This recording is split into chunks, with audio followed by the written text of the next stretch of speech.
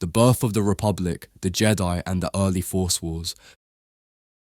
Before there were empires, before Jedi and Sith carved their philosophies into the bones of history, the galaxy was unshaped, an ocean of distant stars and unspoken mysteries, scattered worlds spinning in silence, unaware of one another, untouched by hyperspace, unburdened by war or diplomacy. In that primordial galactic age, the Force existed not as legend or weapon or religion, but as a subtle rhythm felt by shamans and dreamers, as instinct, as something ancient souls reached for in the dark without yet knowing its name.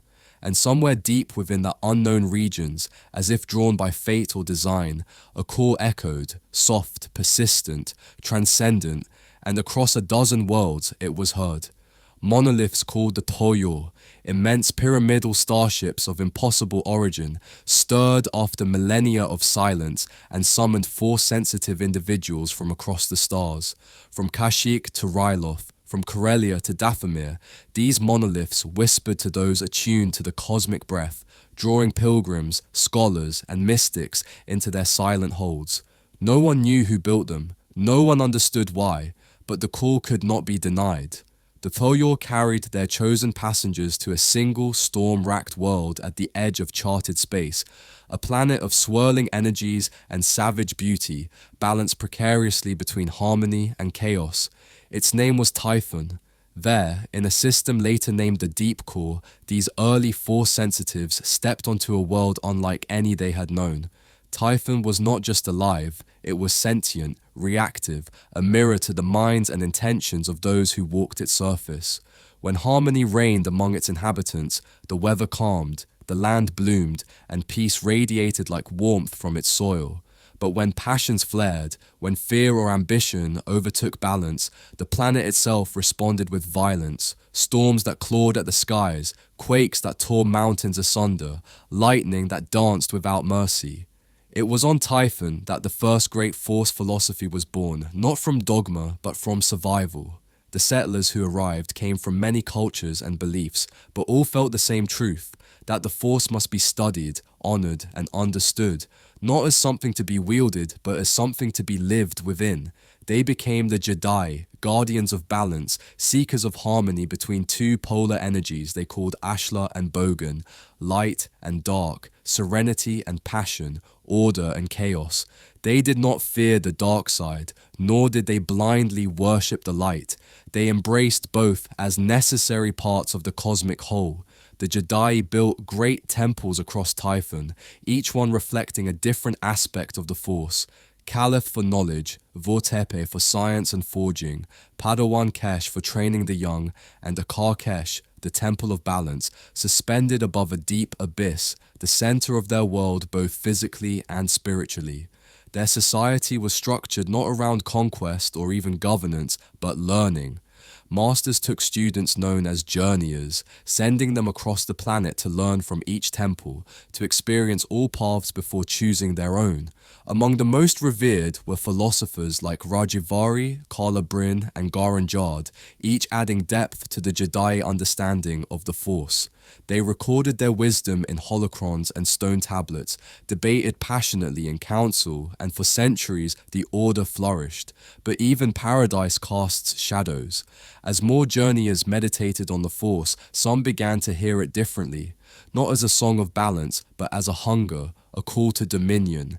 They began to believe that Ashla, the light, was weakness, a leash on the true potential of the Force.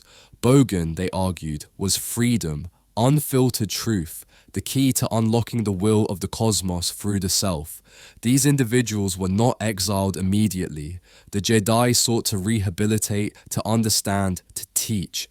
Those who leaned too far toward Bogan were sent to the moon of the same name, a quiet place of reflection orbiting Typhon, where they could contemplate their descent and hopefully return to balance. But the dark side does not sleep in silence. On Bogan, away from the harmony of the Jedi temples, the exiles honed their fury. They communed with raw, unfiltered Force energies. They twisted emotion into strength. They practiced techniques forbidden by the Jedi Council. And when they returned to Typhon, it was not with humility, but with fire. Thus began the Force Wars, a series of brutal, devastating conflicts that tore across Typhon like wildfire.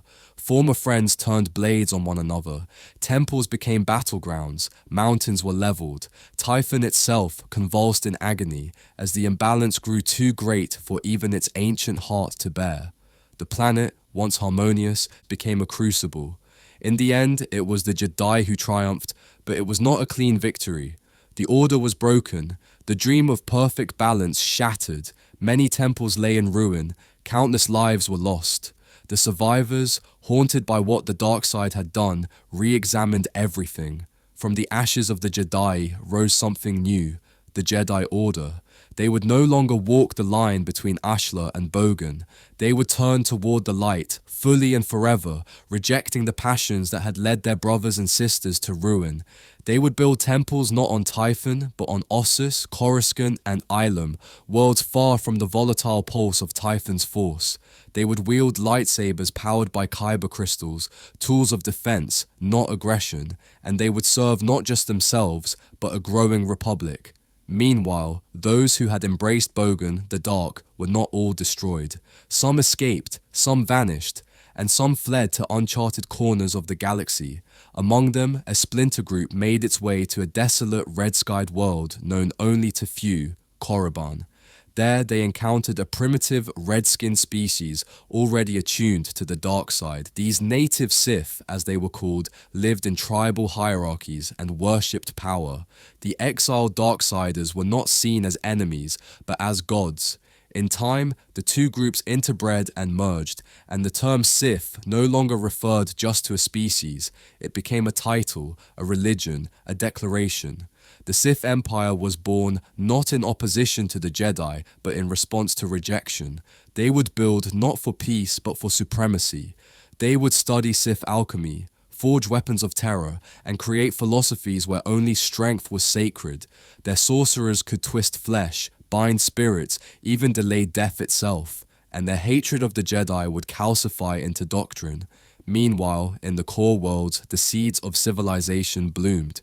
Coruscant became the beating heart of progress, and along with Alsakan, Corellia, and other advanced systems, formed the Galactic Republic, a coalition founded not through force but diplomacy.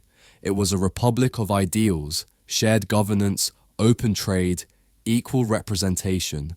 Hyperspace lanes were mapped and protected. The Senate was formed. The Jedi, newly reformed and revered for their wisdom, aligned with this republic. Not as rulers, but as protectors. They became advisors, diplomats, warriors when absolutely necessary. Their code preached peace, serenity, and selflessness. But even as they guarded the Republic's light, they remained blind to a shadow, gathering far beyond their reach. For the Sith were no longer scattered outcasts. They were an empire in waiting. They had grown strong in isolation, forging dark knowledge and building armies beneath red skies. The Jedi believed the dark side had been defeated, but it had merely adapted, regrouped, and redefined itself. And as the Republic expanded, reaching ever farther into the stars, it would eventually collide with the forgotten, the exiled, the enraged. The first hyperspace probes would venture too close. The first explorers would stumble into forbidden space, and when they did, the Sith would not greet them with diplomacy. They would greet them with vengeance. The Force, no longer a mystery, had become a battlefield, and the galaxy, though it did not yet know it, was standing on the edge of a new kind of war. A war not for land or power, but for truth, belief, and the very soul of the cosmos. The Great Hyperspace War and the First Sith conflict with the Republic. Chapter 1. A Map to Darkness. Before blood was spilled and sabers clashed in the name of forgotten empires, before the great fleets of the Republic knew the names of Sith worlds, there was only curiosity, a hunger for exploration, a spark that would ignite a war unlike any the galaxy had known. It began, not with malice, but with a map. In the decades following the formation of the Republic and the spread of hyperspace lanes, exploration had become a noble endeavor. Cartographers, scouts, and pioneers launched from core worlds like Coruscant and Corellia, armed with navicomputers, ambition, and a blind belief in the safety of discovery. Two such explorers, siblings named Gav and Jory Darragon, roamed the stars in a battered ship called the Starbreaker 12.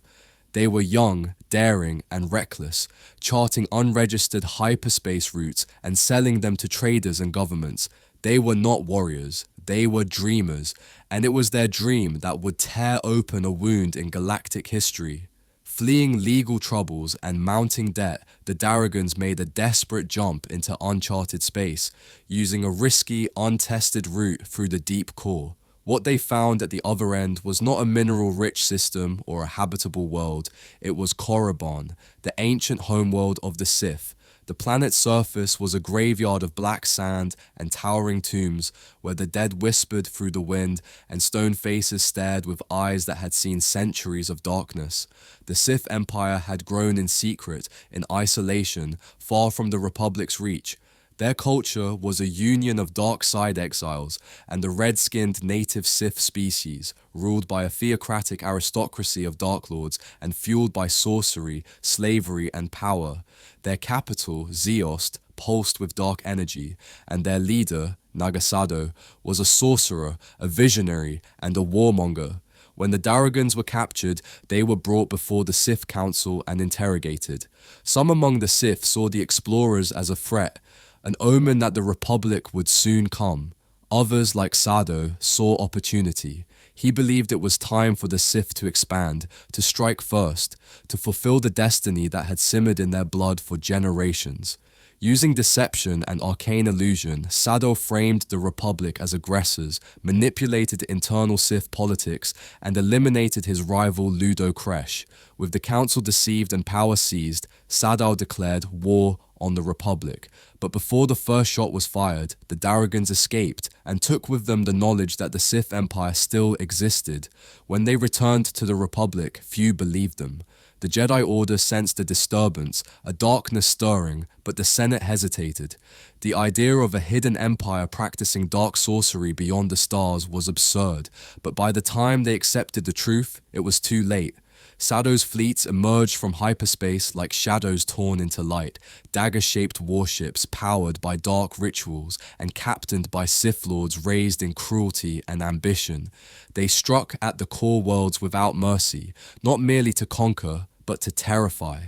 Planets burned, civilizations collapsed in hours, and in every attack, the Sith used dark side illusions to project fear and confusion. Entire fleets that were never real, panic spread like wildfire. The Republic reeled. The Jedi, once peacekeepers, became warriors, and the galaxy, once blissfully unaware of the Sith's return, now bled under their forgotten flag. But Sado's ambition outpaced his empire's readiness. His campaign was bold, reckless, and unsustainable. As his forces stretched thin and the illusion began to falter, resistance hardened.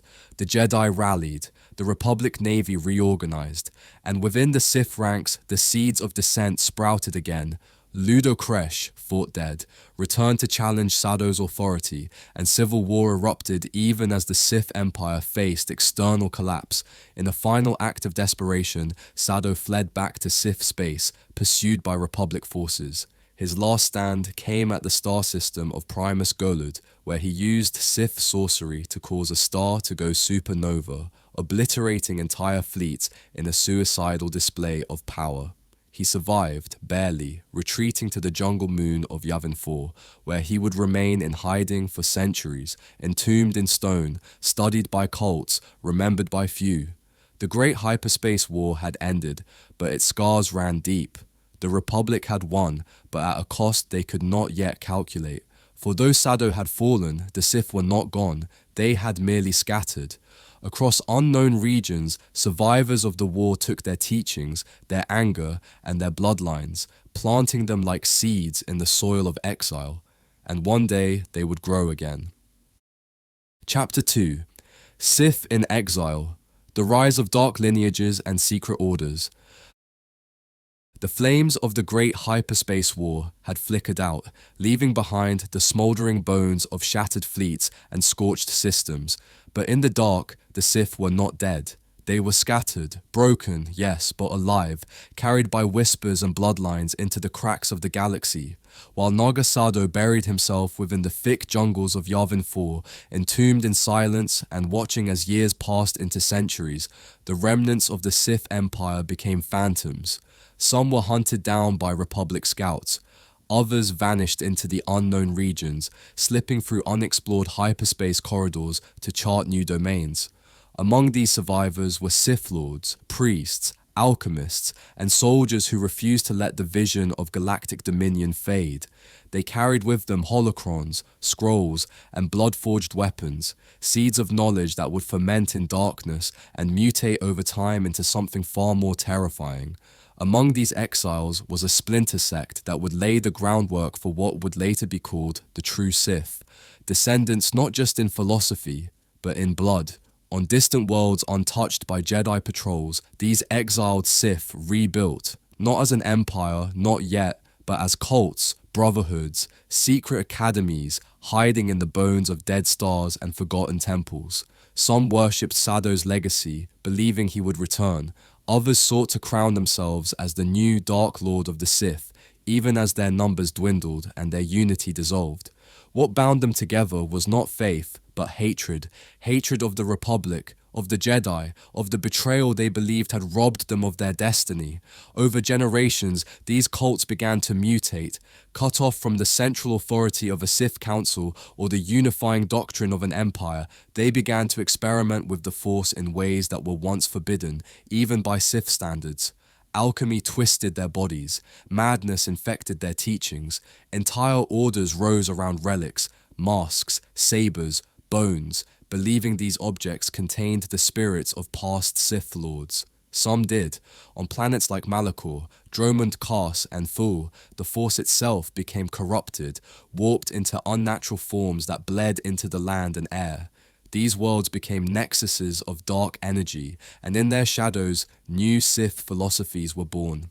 One such figure, lost to time but not to legend, was a dark acolyte known as Darth Dreer, who saw immortality not through spirit transfer, but through biological transformation, turning himself into a corpse thing that could not die. His experiments would inspire future Sith Lords centuries later. Meanwhile, Jedi scholars, believing the Sith threat had ended, returned to their temples and resumed their studies. The Republic declared the war over and expanded its reach. New hyperspace lanes were charted, new colonies were formed, and peace, at least on the surface, returned. But for those who truly listened to the Force, a tension remained. A subtle dissonance, like a note played slightly out of tune. It would be centuries before the next great Sith resurgence, but the seeds were already growing. In the Outer Rim, far from the reach of Coruscant and Ossus, Sith bloodlines passed from master to apprentice, from father to son, mother to daughter. These were not formal orders, they were legacies of pain. Each generation grew colder, crueler, more consumed by the need to reclaim what they believed had been stolen from them. And in the deepest of these hidden enclaves, the idea of revenge became a doctrine. The Sith would not return with fleets. Not yet. They would return with a plan, one that would take lifetimes to build, one that would begin with silence and end in fire. And through it all, the Jedi would remain unaware, content in their temples, blind to the storm brewing just beyond the rim of their vision. Chapter 3. The Resurgence on Onderon and the Legacy of Freedom Nad. In the silence that followed the Sith's fall, a new shadow emerged. Not vast like an empire, not immediate like a war, but slow, creeping, and insidious. It took root on a wild, savage world called Onderon, where civilization struggled against the crushing weight of a hostile jungle, and where darkness found a new vessel in the form of a man named Freedom Nad. Once a Jedi Knight of great promise, Nad's fall was not dramatic. It was methodical, curious, almost quiet.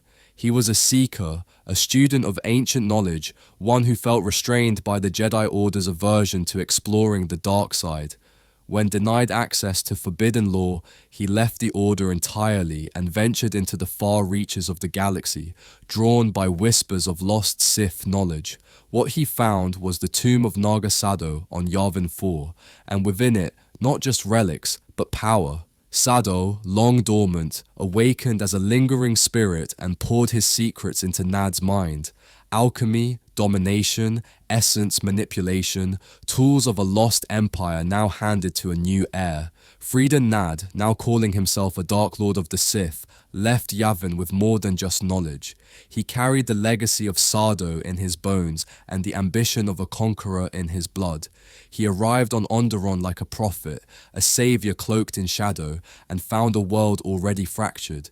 The city of Iziz, its only true settlement, was encircled by deadly beasts, forcing its people to evolve into hardened survivors. They were aggressive, suspicious of outsiders, and ruled by a monarchy teetering between order and collapse.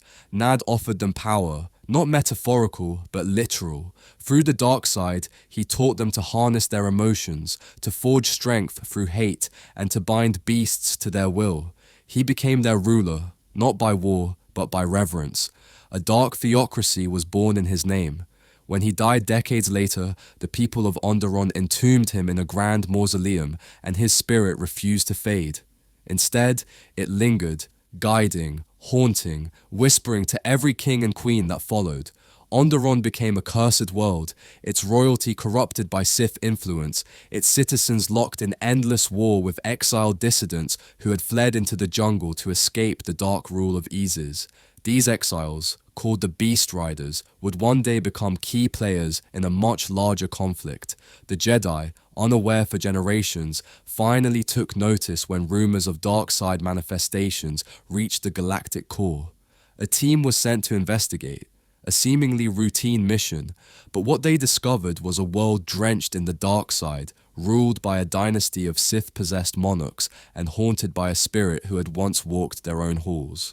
Freedom Nad's presence proved too powerful to banish outright. The Jedi were forced to intercede, sparking the first major confrontation with Sith influence since the Hyperspace War. This was no open war, it was an exorcism disguised as diplomacy, a reckoning cloaked in robes and wisdom. The Jedi believed they had succeeded. Nad's body was re-entombed on the moon Dixun, deep beneath layers of stone and iron, sealed with Jedi wards. Onderon's monarchy was restructured under Republic oversight. Peace, it seemed, had returned. But beneath the surface, Freedom Nad's teachings had already passed into the hands of new acolytes, most notably a young Jedi named Exegol, who would one day turn the entire galaxy against itself in pursuit of that same ancient power. The fire was not out, it was spreading. Chapter 4. Exegol, Ulic Qel-Droma, and the Great Sith War. It began with a scholar. Exegol was a Jedi Knight of exceptional brilliance, fiercely independent and arrogant in his pursuit of truth. He questioned the teachings of the Jedi, not out of rebellion, but out of obsession. He could not accept that the dark side was simply forbidden. He needed to know why. His masters warned him, pleaded with him, but the more they resisted, the deeper he fell into the hunger that had consumed so many before him. He followed forbidden texts, chased rumors of Sith ruins, and found his way to Onderon, where the shadow of Freedom Nad still clung to the tombs like cobwebs. There, the spirit of Nad reached out to him, not as a ghost, but as a mentor. Exegol resisted at first. He believed himself stronger than those who had fallen before him, but power wears down arrogance, and the promises of Nad were too enticing. When Kun finally embraced the dark side, it was not a descent, it was a coronation. Under Nad's guidance, Kun uncovered ancient Sith temples, learned the rituals of essence transfer, and mastered alchemy that could bend stone, metal, and flesh. His lightsaber, now crackling with dark energy, became an extension of his will. He was not corrupted, he was convinced. To him, the Jedi were cowards, blind to the full spectrum of the Force. He believed he was meant to revive the Sith, not as a servant of past ghosts, but as their successor. On the other side of the galaxy, another Jedi fell. Ulic Qel-Droma was a hero, noble, strong, and courageous, but fate twisted his path. After witnessing the horrors unleashed by a Sith cult on the planet of Synagogue, he infiltrated their ranks, believing he could destroy them from within. But the darkness does not bargain, it only consumes. Slowly, Ulic slipped, losing pieces of himself until only anger and grief remained. The final blow came when he unknowingly killed his own brother in combat, severing the last tether he had to the light. He and Exar Kun, two fallen Jedi, each believing they were right, found each other, not as enemies, but as inevitabilities. Kun declared himself Dark Lord of the Sith and named Ulic his shadow hand. Together, they resurrected the Sith as a spiritual empire, not bound to species or blood, but to belief. They recruited Jedi dissidents, converted entire systems, and unleashed a war that would come to be known as the Great Sith War. Planets burned under dark side storms. Temples were corrupted into fortresses. Sith war beasts bred through ancient alchemy ravaged cities. The Jedi, taken by surprise, fought valiantly, but many fell, not just in battle, but in spirit. The lure of Exar Kun's teachings reached into the Order itself, tearing at its heart. On Ossus, one of the greatest Jedi libraries was destroyed in a cataclysmic supernova triggered by Kun's forces. Knowledge, centuries of it, was lost in seconds. The war's final moments came when the Jedi, unified by desperation, launched a daring strike. They channeled the power of the light side through a galactic ritual, imprisoning Exar Kun's spirit within the very temple he had corrupted on Yavin 4th Ulic. Stripped of his connection to the Force by a grieving Jedi Master, was left broken, a shell of who he had once been. The war ended. The Jedi prevailed, but the cost was unimaginable. Chapter 5. The Aftermath and the Seeds of a New Sith Order. The galaxy fell quiet in the wake of the Great Sith War, but it was the silence of a wound, not of peace. The Jedi Order, though victorious, was fractured. Temples lay in ruins, archives had been incinerated, and countless masters were lost. Ossus, once the pinnacle of Jedi knowledge, was now a hushed graveyard beneath radiation-choked skies. The Republic, already strained by the growing demands of its ever-expanding borders, reeled under the weight of reconstruction. Economies collapsed, planets seceded. Trust in the Jedi began to falter, not from hatred, but from disillusionment. How could protectors so wise have let the darkness grow within their own ranks? And within the hidden places of the galaxy, the darkness had not been destroyed, only buried. The spirit of Exar Kun remained sealed in his temple on Yavin 4, but the seeds he had sown were not undone. Holocrons of Sith teachings, scattered and stolen during the war, found their way into the hands of smugglers, pirates, and Force-sensitive rogues. Ulic Qel-Droma, stripped of the Force and racked with guilt, wandered the galaxy in silence, eventually finding refuge on Renvar, where he was sought out by a Jedi named Nomi Sunrider's daughter. There, in his final act, he passed on wisdom, not of the dark, but of regret. His story became a warning etched into the new Jedi curriculum, a reminder that even heroes can fall. But elsewhere, those who had followed Exar Kun did not all surrender. Acolytes went underground, forming cults that worshipped his spirit, preserving fragments of his teachings like Holy Scripture. Some attempted to resurrect the ancient rituals, others blended Sith philosophy with their own twisted beliefs. On the outer worlds, where the Republic's light barely reached, these cults flourished. And on Korriban, ancient tombs once sealed by Jedi returned to activity. It began with whispers, traders vanishing, Force anomalies detected by passing scouts, entire excavation teams found dead with no signs of conflict, their faces frozen in fear.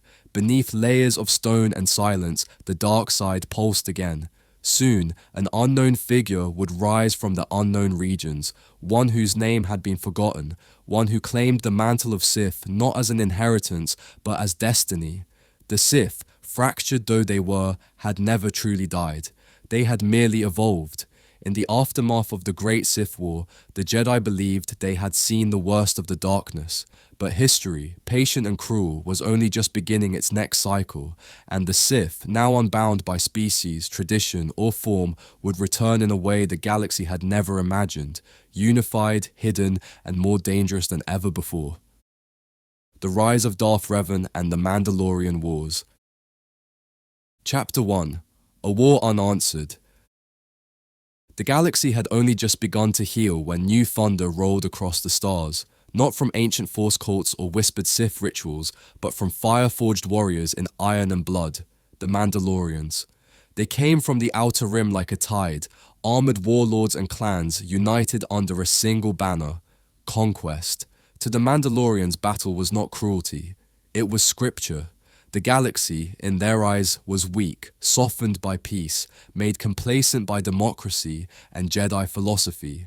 And so they rose, not out of darkness like the Sith before them, but in daylight, open and unashamed, spreading like wildfire across the Outer Rim. Planet after planet fell under their boots. They did not conquer for politics or economy. They conquered to prove worth, to harden the galaxy, to test themselves against whatever resistance dared stand in their path. The Republic, still limping from the Great Sith War, hesitated. Its senators debated, its fleets were scattered, its borders fragile, and the Jedi Order, still reeling from betrayal within its own ranks, stood paralyzed. The Council feared another manipulation, another war that would draw them into darkness, another Exegol hiding behind the smoke of battle. So they waited, they watched, and the Mandalorians marched on, but not everyone accepted this silence. Among the younger Jedi was one whose name stirred hearts like thunder and divided them like lightning, Revan. Brilliant, charismatic, dangerously persuasive, he was a master of strategy, a philosopher of the Force, a warrior with a voice that could rally armies. Alongside his close companion and loyal friend Malak, Revan defied the Council's inaction. He saw the suffering in the Outer Rim, the slaughter, the helpless worlds begging for Jedi aid, and he chose to act. He rallied Jedi dissidents, formed what became known as the Revanchists, and without formal permission from the Council, entered the war. What followed was not reckless, it was surgical. Revan turned the tide of the war with devastating precision. His understanding of both light and dark, of history and combat, allowed him to predict Mandalorian movements and outmaneuver them at every turn. He earned their respect, even as he destroyed them. The Republic, initially hesitant, began to follow his lead, and soon Revan became more than a general. He became a symbol. Victory after victory followed, and the Mandalorians, for all their might, began to falter. But with every step deeper into war, something shifted in Revan. His tactics became colder, his logic more utilitarian. He ordered mass bombings, deployed weapons that blurred the line between necessity and atrocity, and then came Malachor V. Chapter 2. Malachor V and the Shatterpoint of the Jedi. Malachor V was a wound waiting to be opened, a world steeped in the dark side long before Revan ever set his gaze upon it. Beneath its cracked surface lay forbidden knowledge, ancient Sith structures buried beneath stone and silence. Revan, whether by destiny or design, chose Malachor as the final battlefield of the Mandalorian Wars, a decision that would unravel everything. He constructed a superweapon in orbit, the Mass Shadow Generator, created by the brilliant yet morally conflicted Zabrak engineer Baldur.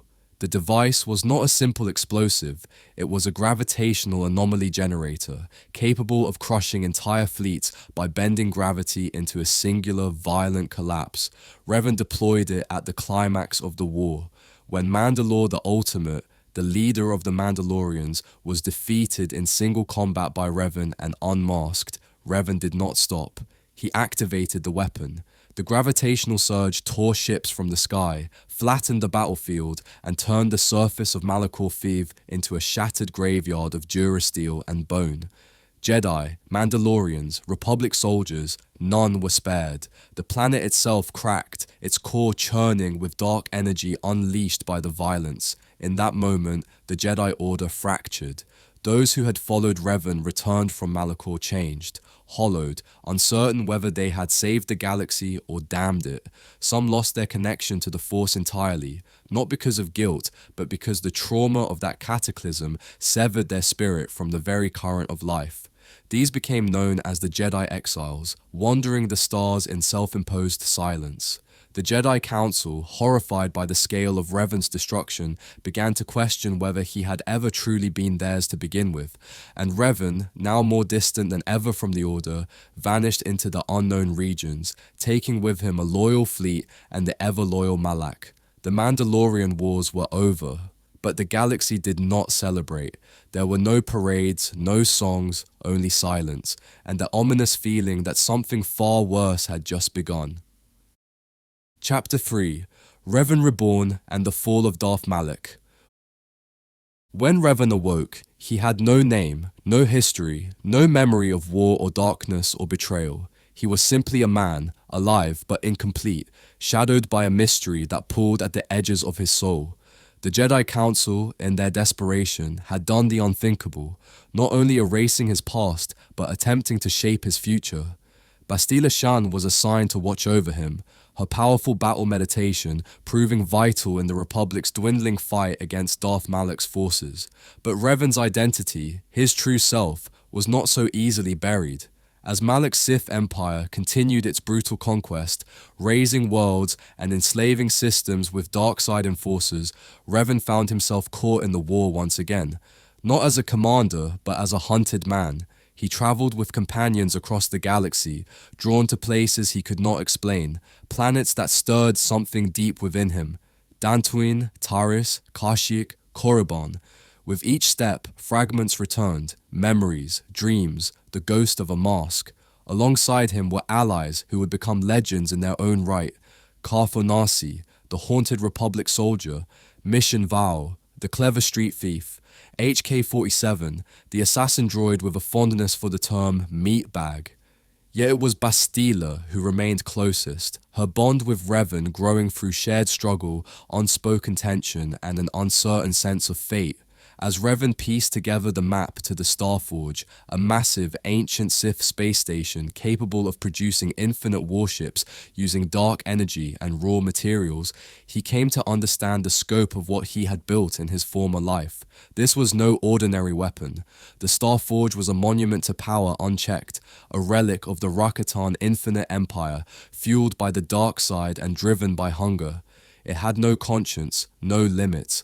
Malak had seized control of it after Revan's fall, using it to multiply his fleets, to crush resistance, to burn the galaxy into submission. But Malak, for all his brutality, lacked Revan's vision. He ruled through fear, not strategy, and his empire began to unravel even as it expanded. In the final confrontation, Revan, now fully awakened to who he had been, chose not to reclaim his former mantle, but to forge something new. He confronted Malak aboard the Starforge, battling through waves of Sith troopers and ancient droids, reaching his old friend-turned-enemy in the station's heart. The duel was not just of sabers, it was of ideologies. Revan, no longer bound by revenge or domination, fought with clarity. Malak, consumed by pain and resentment, fought with desperation. In the end, Revan triumphed, not by killing a rival, but by ending a legacy. He destroyed the Starforge, shattered the Sith Armada, and vanished once more. Not as a tyrant or a savior, but as a question. The Republic was saved, but the echoes of what he had uncovered in the unknown regions, the ancient Sith Emperor, the hidden empire, the truth behind the war, remained unanswered. Revan, driven by a purpose no one else could yet understand, set out alone into the darkness once again, not to conquer, but to prevent something even he feared. Chapter 4: The Jedi Civil War's Legacy and the Gathering Shadows. When the Starforge collapsed into ruin and Malak fell silent beneath the wreckage of his ambition, the galaxy exhaled, but it was not relief, only exhaustion. The Jedi Civil War, born from the ashes of the Mandalorian Wars and ignited by Revan's fall, had left more scars than any battle before it. The Jedi Order, already thinned by conflict, found itself near collapse. Hundreds of Jedi had died, not just in combat, but in spirit. Many had fallen to the dark side under Revan and Malak. Others had exiled themselves, disillusioned by the Council's failures, or haunted by the choices they made at Malachor. The Jedi temples stood quiet, their halls emptied, their archives burned. The Republic, though victorious, was fragile. Its citizens no longer saw the Jedi as untouchable guardians of peace, but as fallible beings capable of great destruction. The lines between savior and tyrant had blurred. Trust, once freely given, now had to be earned again. Yet even as the galaxy attempted to rebuild, a deeper shadow stirred. One few could name, but many could feel. The Sith had not been defeated. Revan's journey into the unknown regions had revealed a truth too vast for the Republic to understand, that behind the walls, behind even the Starforge, a greater darkness loomed. An ancient Sith empire, ruled by an immortal being of immense power and cunning, waited in silence. It was this threat that Revan now pursued alone, unwilling to risk dragging the Republic into another conflict it was not prepared to face. He left quietly, with only a handful of allies, determined to face the darkness at its source. His fate became legend, whispered in corners of Jedi enclaves, feared by those who remembered what he had once become. And while the Jedi Council attempted to restore order, their fractures deepened. Debate turned into silence. Students went untrained. The Force, once flowing clearly through the halls of Ossus and Coruscant, grew turbulent. One by one, Jedi Masters disappeared. Some were hunted, some simply vanished.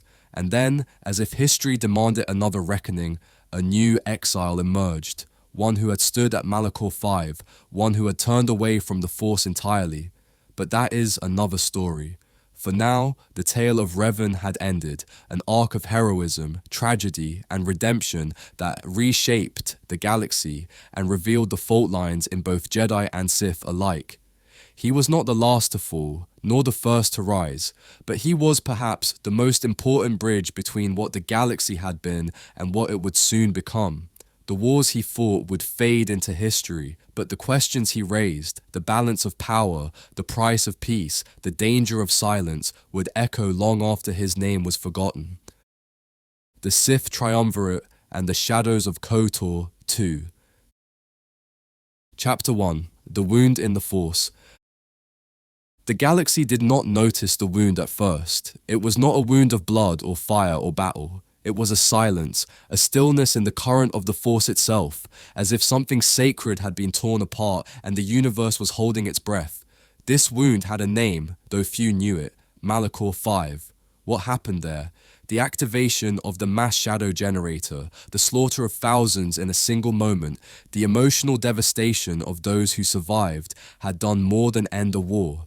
It had damaged the Force itself, and from that wound, darkness began to seep. In the years after Revan's disappearance, the Jedi Order struggled to rebuild, but their numbers were too few and their certainty too shaken. Entire enclaves fell silent. Masters who had survived the Jedi Civil War began to vanish. No distress signals, no remains, no trace. It was as if they had simply ceased to exist. Whispers spread among the outer colonies, whispers of shadows moving without form, of assassins who killed not with blades, but with hunger. The council, paralyzed by indecision, did nothing, and in that silence, the Sith returned. Not as an army, not as a fleet, but as absence incarnate. They called themselves the Sith Triumvirate, three Dark Lords bound not by hierarchy, but by shared pain. Darth Nihilus, the Lord of Hunger, whose very presence devoured the Force around him.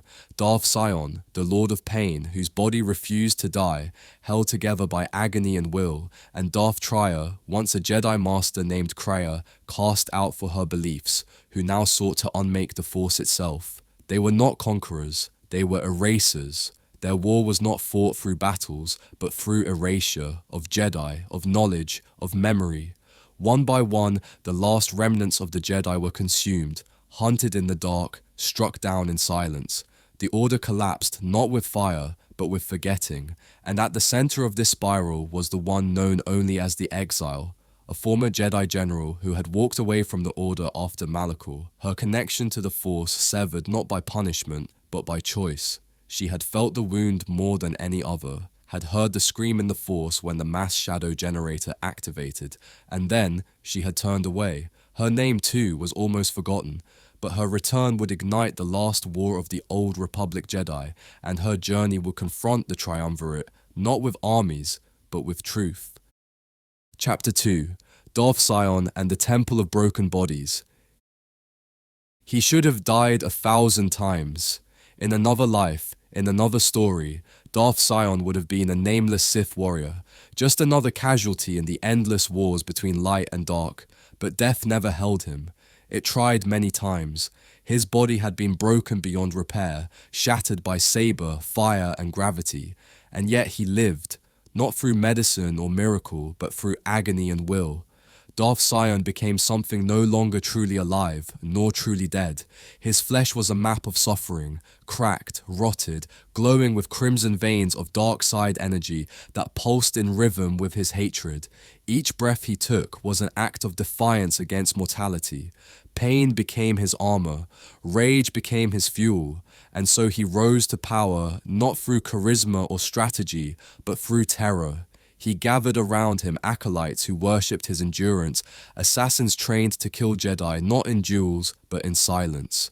They learned to vanish in the Force, to become absence itself, stalking the ruins of temples and the paths of exiled masters. Sion's philosophy was simple. The Jedi had grown soft.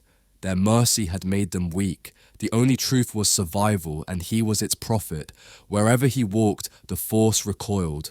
On planets like Nar Shaddaa, where forgotten Jedi wandered in exile, Sion's agents moved like ghosts. Some Jedi were lured with false hope. Others were hunted through alleyways, their lightsabers extinguished before they could speak. And for those unfortunate enough to survive, Sion brought them to his personal domain. Malachor 5, the same broken world where the mass shadow generator had shattered the galaxy. There, in the heart of a dark side storm, he rebuilt the Traeus Academy, a place where pain was the teacher and silence the curriculum. The Temple of Broken Bodies, they called it. Here, Sith assassins were forged from the bones of the forgotten, taught to hate not for passion, but for purpose. It was not a school, it was a machine. And at its center, Sion sat like a scar upon time, unkillable, unmovable, waiting for the Jedi exile to return, not out of fear, but because somewhere, buried beneath all that pain, he still remembered her. Not with love, but with the resentment of one who had suffered in silence while she walked away from war, and now he would make her remember. Chapter 3, Darth Trier and the Betrayal of the Force. She had many names: Jedi Master Crier, Sith Lord Darth Trier, Betrayer, Philosopher, Teacher, but above all else, she was the echo of every question the Jedi refused to answer. Unlike Sion and Nihilus, whose bodies bore the scars of their obsessions, Trier was not driven by pain or hunger, but by the quiet fury of one who had been cast aside for seeing too much. Once a revered Jedi historian, Kreia sought to understand the Force not as a power to obey, but as a presence to question. She studied Revan not with condemnation, but with curiosity, wanting to know why he fell, why he chose war, why the Force allowed it. For this, the Jedi exiled her, but Trier's exile was not the end. It was the beginning of her war, not against the Jedi, not against the Sith, but against the Force itself. To her, the Force was not a gift. It was a manipulator, a cruel god that shaped destinies, uplifted some, destroyed others, and called it balance. She believed that true freedom could only come when the Force was silenced, when its will no longer dictated the fates of those who lived beneath its shadow. She found Sion and Nihilus, trained them, shaped them into weapons not to conquer, but to erase. But they betrayed her, cast her down as she had once been cast down, and so she returned to where it all began, the Traeus Academy on Malachor 5, where she waited for the exile, the one Jedi who had severed her connection to the Force by choice, the one being in the galaxy who might understand what she had come to believe. Their reunion was not a duel, but a reckoning. Trier did not want to kill the exile. She wanted to prove her right. She laid bare every hypocrisy of the Jedi, every cruelty of the Sith, every manipulation of the Force itself. She spoke of the failures of both orders, the blind faith in destiny, the lies told in robes and codes. And yet, for all her insight, Trier's path led only to destruction. Her pain had become doctrine, her logic a poison. In the end, the exile made her choice. not to destroy the Force, but to face it, to accept it, flaws and all, and to fight for those who still had faith in the light even when it faltered. Trier fell, not as a villain, but as a woman who had loved the Force once, and had been broken by its silence.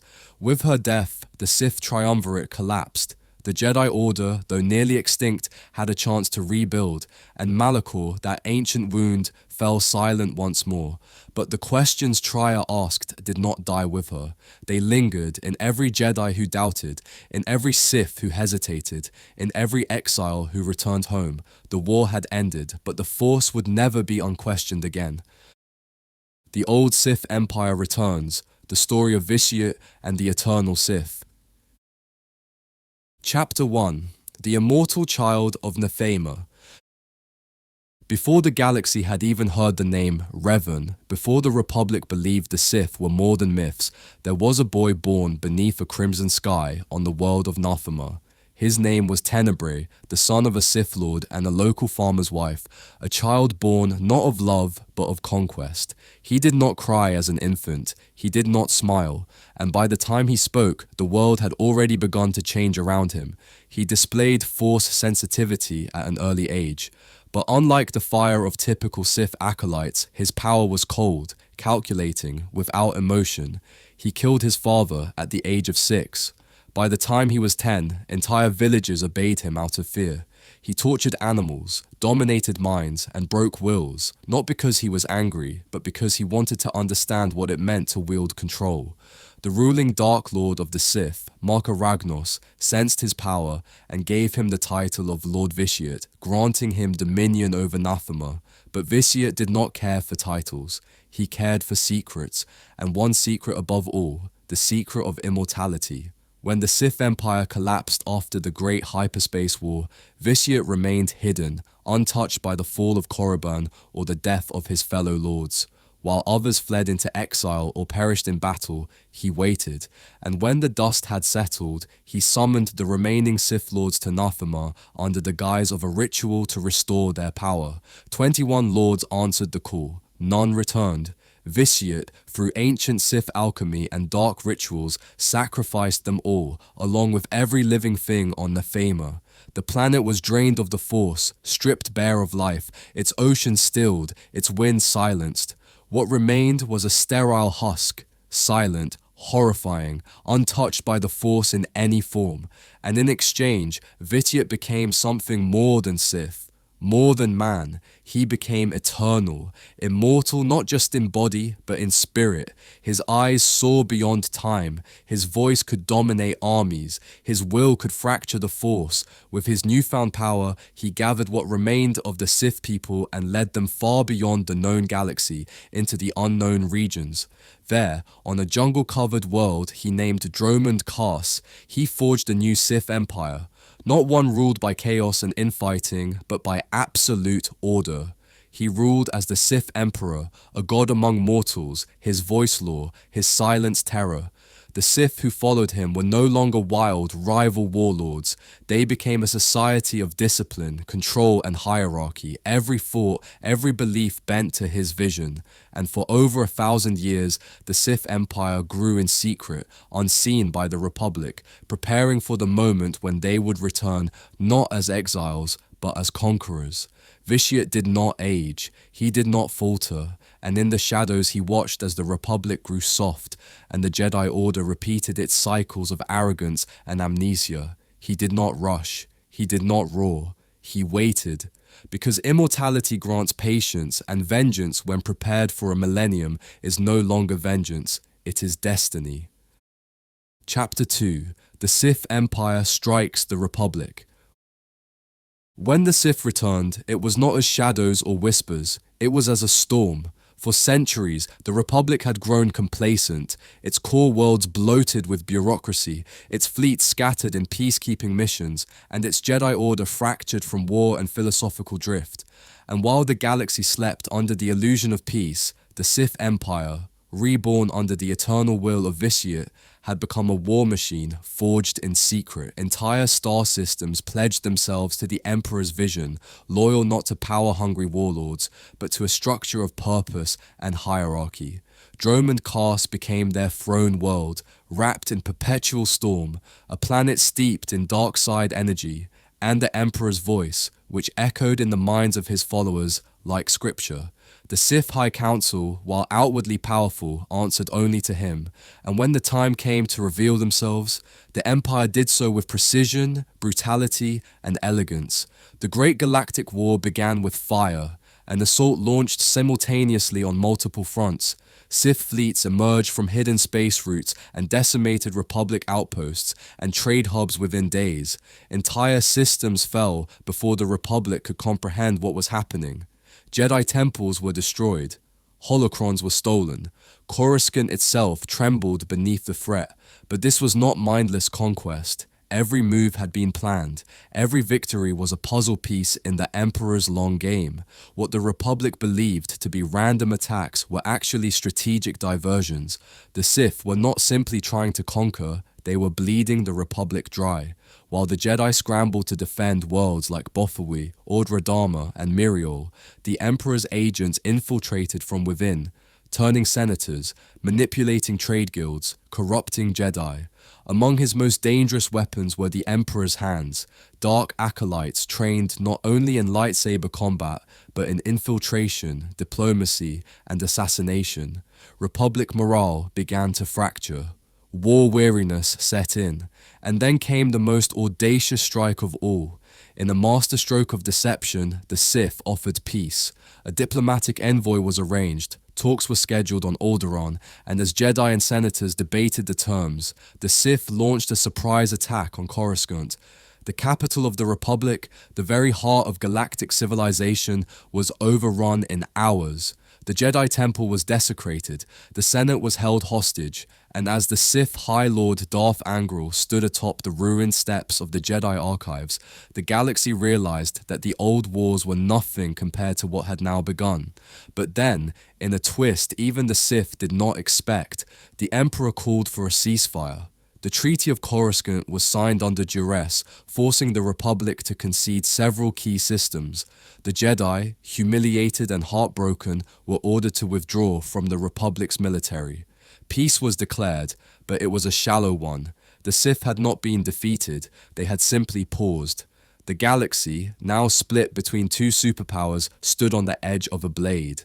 And Vitiate, the Emperor who had orchestrated it all, remained unseen, unheard, untouched, watching from his throne on Dromund Kaas, already planning the next phase of his vision.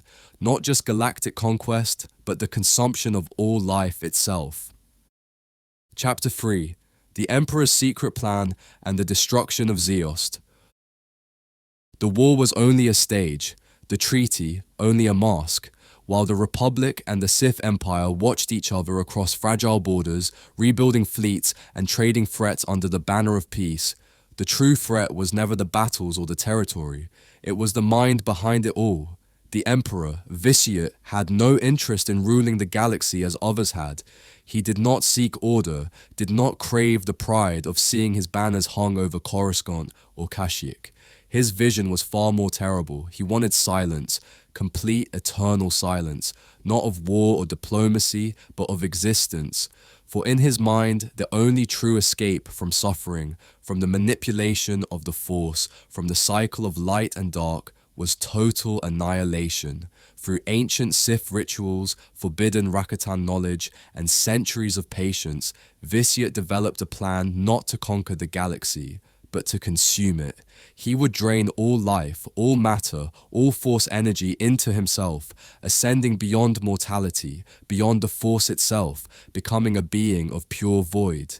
Nathema had only been the beginning, a trial run. The galaxy would be his final ritual, and so, while his empire postured with fleets and lightsabers, he prepared the true ceremony in secret.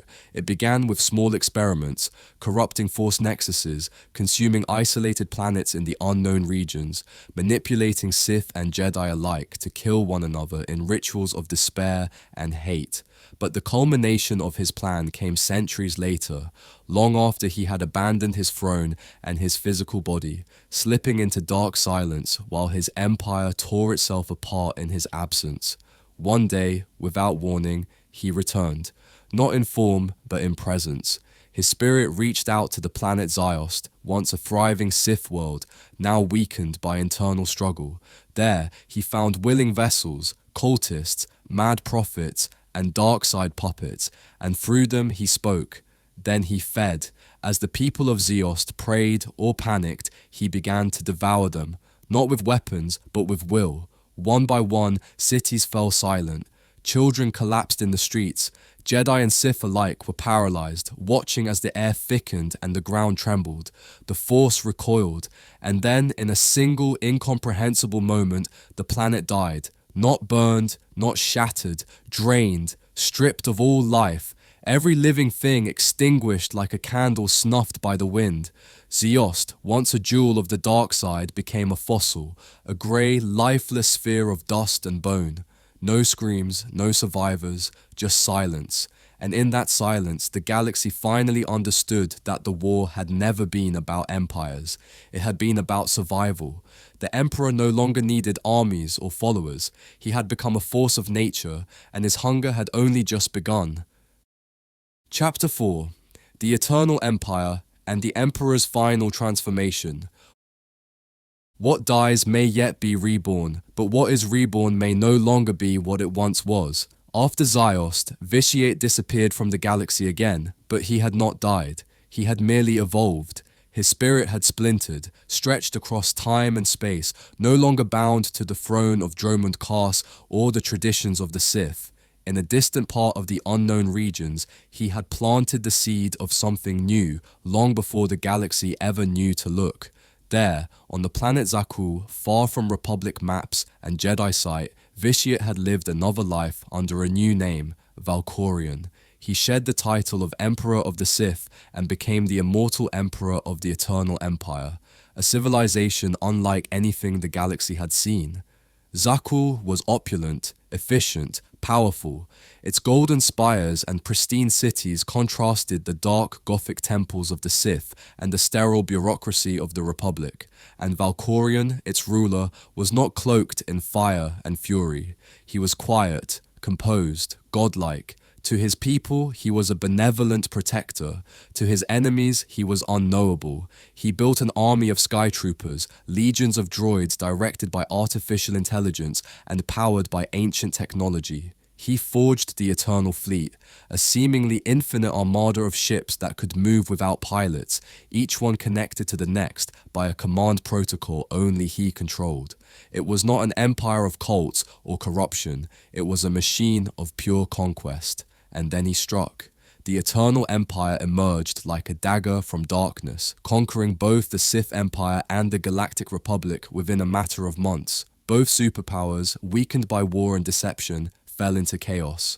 Valkorion's children, Arkan and Thexan, led the invasion, two force-wielding warriors shaped by power and pride, and when Thexan died at his brother's hand, Arkan rose in rage to become the new heir, consumed by jealousy and ambition.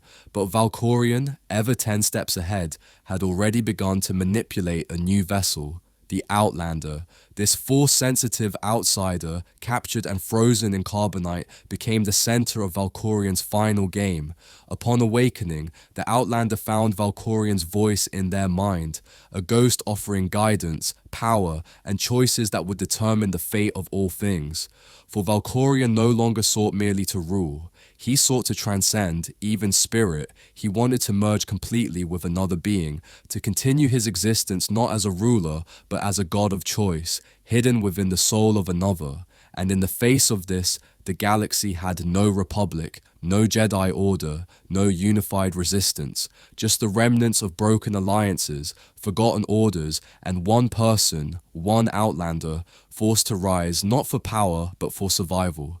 Valkorion, Vitiate, Tenebrae, his names changed, but his goal remained, to devour the galaxy, not with sabers or armies, but with inevitability. The end was no longer a possibility, it was already happening. Chapter 5: The Fall of Valkorion and the Final Death of the Eternal Sith. Every immortal meets an ending, either by blade, by betrayal, or by the very will they sought to dominate. For Valkorion, who had once been Vitiate, who had once been Tenebrae, the end came not in silence, but in defiance. The Outlander, The lone soul, burdened with his voice and haunted by his presence, was given choices: kill or spare, rule or free, dominate or liberate. Valkorion offered power with every whisper, promised unity through control, victory through subjugation. But where others had knelt, the Outlander stood. Across Zakul and the shattered fragments of the Republic and Sith Empire, a new alliance emerged, made not from governments or dogma, but from survivors. Former Jedi, Sith, smugglers, soldiers, and senators, each one with scars, each one with reason to fight.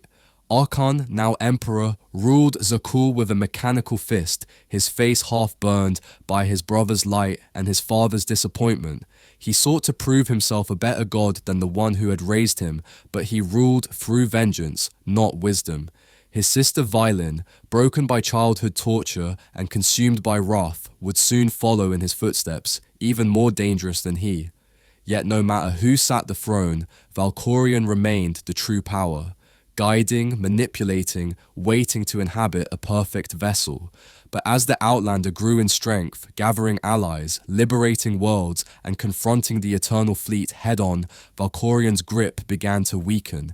His offers fell flatter, his threats lost weight, and eventually the truth emerged, not only of his many lives, but of the countless atrocities he had orchestrated across millennia.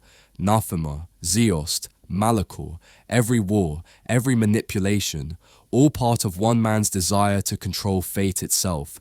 In the climactic confrontation, Valkorion attempted one final merger, one last bid to possess the Outlander completely.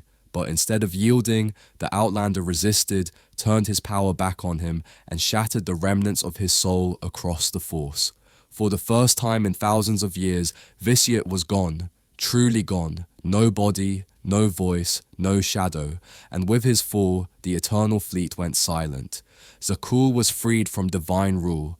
The Sith Empire and Galactic Republic, though weakened, found room to rebuild, not in the image of gods, but in the memory of those who had fought against them. The legacy of the Sith was forever altered. No longer just a lineage of anger and power, it had become a lesson, a warning of what happens when one soul seeks to bend the entire galaxy to its will. Valkorion's name faded, his monuments crumbled, and his empires dissolved. But the echo of his existence remained in every corner of the galaxy where someone whispered, "Never again." The legacy of the Sith, from ruin to rule of two. Chapter 1. Darth Ruin and the Birth of a New Darkness. The galaxy had grown tired of war, or so it believed. After the fall of Valkorion and the collapse of the Eternal Empire, the Republic and Sith Empire limped into a fragile quiet. The Jedi attempted to rebuild yet again, patching holes in doctrine, replanting seeds of hope in barren temples, and training new generations as if the past could be forgiven.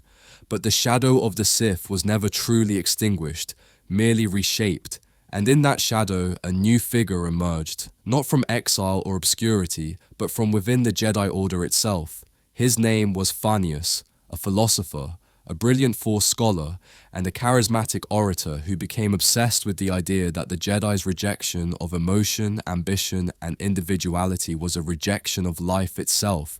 He saw the Jedi as hypocrites, preaching peace while preparing for war, advocating humility while sitting in judgment. Slowly, he began to gather followers within the Order, other Jedi who felt constrained by the code, who whispered doubts in meditation and craved more from the Force than blind obedience. When the Council finally censured him, he turned his back on their temple and vanished into the stars, taking a handful of rogue Jedi with him. From that moment forward, he abandoned the name Thanius and took a new one, Darth Ruin. With this name came purpose, and with purpose came madness. Ruin believed that peace was a lie, not just philosophically, but metaphysically, that the very concept of balance was a delusion created by those too weak to accept that the Force demanded struggle. In his mind, conflict was not a symptom of imbalance, it was the Force expressing its true nature. He gathered his followers, now calling themselves the New Sith, and declared war on the galaxy. But Ruin was no general. He did not seek victory, only chaos. He wanted to break everything, the Republic, the Jedi, the Force, and even his own followers. His madness grew with every battle, and as he tore through systems with unrelenting violence, his Sith Lords began to fear him more than revere him. Eventually they turned on him. He was struck down by those he had led, murdered by the very hands he had once uplifted, but his death did not end his influence. It became the spark of something darker. In the wake of Ruin's fall, the Sith fragmented again into countless warring factions. Dozens of self-declared Dark Lords rose across the galaxy, each claiming to be the true heir to the Sith legacy, each building their own armies, each consumed by the same ambition that had defined their order for millennia. Sith fought Sith. Empires burned from within. The Jedi did not have to lift a finger, for the Sith were devouring themselves from the inside out. But in that fire, something new would be born. A philosophy that would change the Sith forever, and a man who would shape it with iron resolve and ruthless clarity. Chapter 2. Darth Bane and the Rise of the Rule of Two. He was born Desil, a miner on the backwater world of Apatros, raised beneath fists and hatred, shaped by violence and the crushing weight of survival. The Force stirred in him early, not as a gift, but as rage. Rage that made him faster, stronger, impossible to kill in the blood-stained mines and brawling pits of his youth. He did not meditate, he endured. And when he finally escaped Apatros and joined the Sith Brotherhood as a soldier, he climbed not through ambition, but through instinct. They called him Bane. At first, he was just another initiate among the Sith ranks, one of many acolytes trained on Korriban under the Brotherhood of Darkness, a restructured Sith order that sought unity after centuries of infighting. Led by Lord Khan, the Brotherhood rejected the title of Dark Lord and sought to build a Sith army based on equality and strength in numbers, where all lords shared power. But Bane saw it for what it was. Weakness in disguise. The Sith had diluted themselves. They had become a parody of the Jedi they despised, holding councils, voting on strategy, fearing betrayal more than embracing it. To Bane, true power did not lie in collective safety. It lay in singular will, in domination, in the raw, unrelenting supremacy of the strongest. He left the Brotherhood and delved into the lost teachings of the ancient Sith, Revan, Nihilus, Malak, and more. He uncovered holocrons buried in forgotten tombs and consumed them, reshaping his philosophy until a singular truth emerged. The Sith had failed because they were too many. Power shared was power diluted. Conflict was the crucible of evolution, and the dark side was not meant to be restrained by bureaucracy. It was meant to be ruled. Thus, Bane forged the rule of two.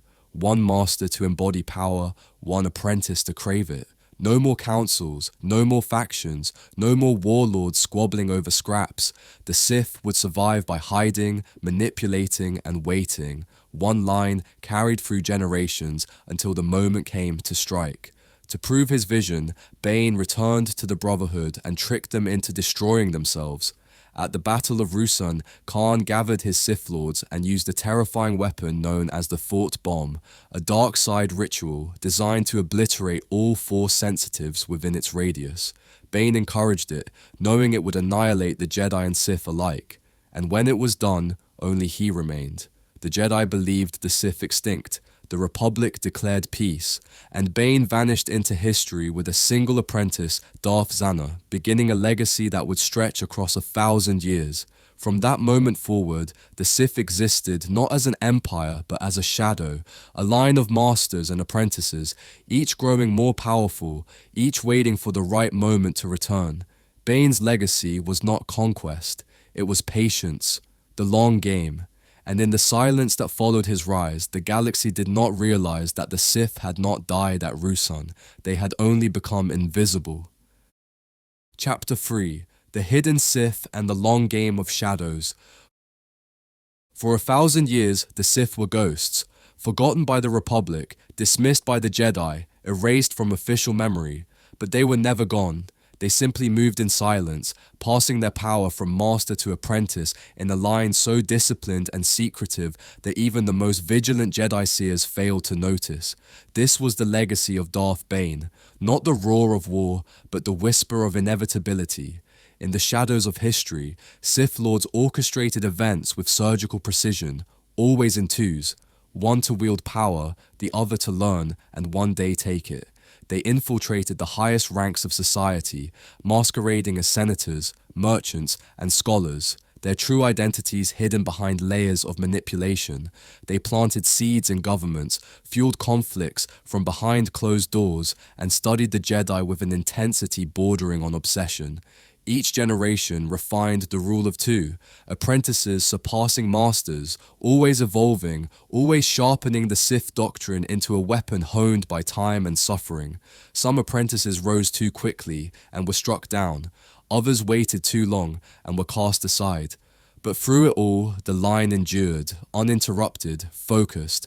While the Jedi fell into bureaucracy and self-congratulation, believing the Sith extinct, the Sith watched and learned. They studied galactic economics, military infrastructure, psychology, ancient Force relics, and the subtle art of corruption. They did not seek war, they sought positioning. Their revenge would not be loud, not yet.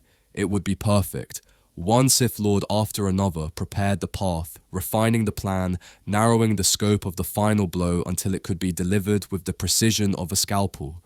The galaxy, meanwhile, drifted toward another golden age, blind to the truth. The Republic expanded. The Jedi sat in their towers, training a new generation of peacekeepers who had never seen true war. The dark side was reduced to myth, and that was exactly how the Sith wanted it. Because one day a child would be born, not by chance but by design, who would inherit the full legacy of the Sith, not as a fragment of the past, but as its culmination.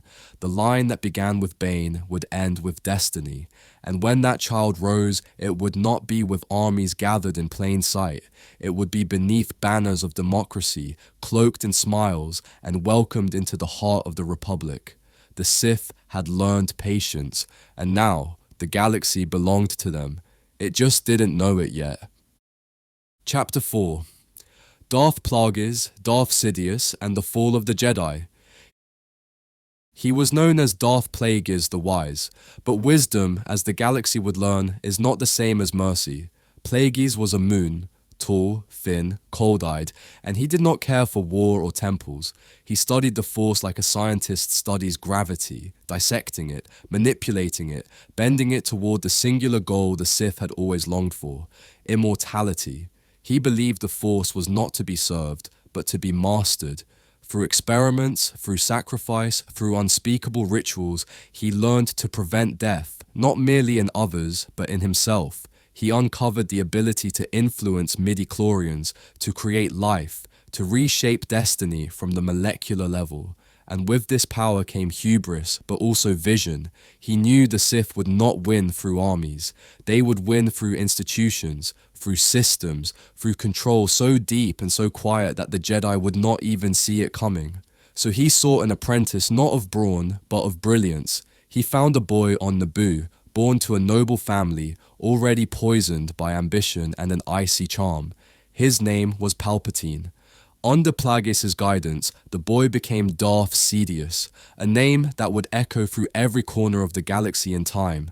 Sidious was not just a student, he was the culmination of Bane's 1,000-year vision. He played the game of politics with the elegance of a maestro, whispering into the ears of senators, manipulating planetary disputes, creating phantom threats, and crafting identities for both sides of a galactic war.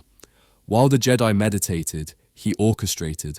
While the Senate debated, he acted. And when the time came, he moved faster than any Sith before him. He had his master killed in his sleep, not with a lightsaber, but with silence. Darth Plagueis, the one who had defied death, did not see his own coming. And with his death, Sidious became the Dark Lord of the Sith, alone, uncontested, prepared. He sparked the Clone Wars by engineering a conflict between the Republic and the Separatists, controlling both sides from the shadows. He raised Anakin Skywalker under Jedi protection, knowing that one day the boy's power would serve the dark, and when the galaxy cried out for safety, for security, for order, he gave them an empire. The Jedi fell in a single day. Order 66 turned their clone allies into executioners. Temples burned, lightsabers fell silent. Master after master was cut down in betrayal, and the Chosen One, twisted by fear and grief, became Darth Vader. In that moment, the rule of two reached its apex. One master, one apprentice. The Sith, fought extinct, ruled the galaxy. And the Jedi, those ancient guardians of peace, became fugitives. The galaxy had forgotten the Sith, but the Sith had never forgotten the galaxy. The Galactic Empire and the Rise of Darth Vader.